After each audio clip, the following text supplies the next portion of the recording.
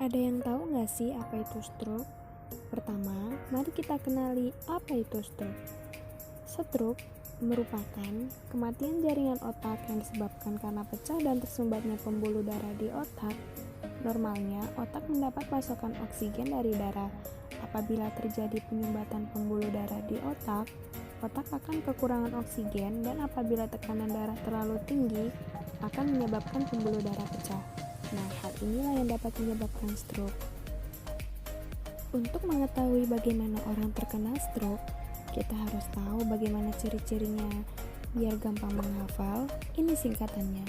Segera ke RS. Senyum yang tidak simetris atau senyum mencong. Gerak separuh tubuh yang tiba-tiba melemah. Bicara yang biasanya lancar menjadi pelo atau terbata-bata. Kebas atau kesemutan separuh tubuh. Rabun mata secara tiba-tiba. Sakit kepala hebat.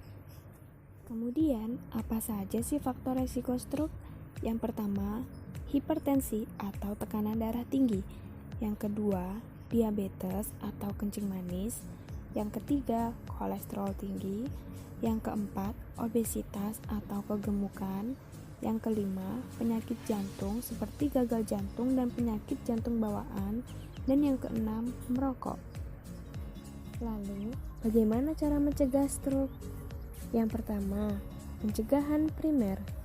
Pencegahan ini dianjurkan untuk seseorang yang belum pernah mengalami stroke dengan menghindari merokok, menghindari minuman alkohol, mengurangi asupan lemak dan garam yang berlebih, mengkonsumsi makanan yang seimbang seperti susu, buah, dan sayur-sayuran, serta olahraga yang teratur.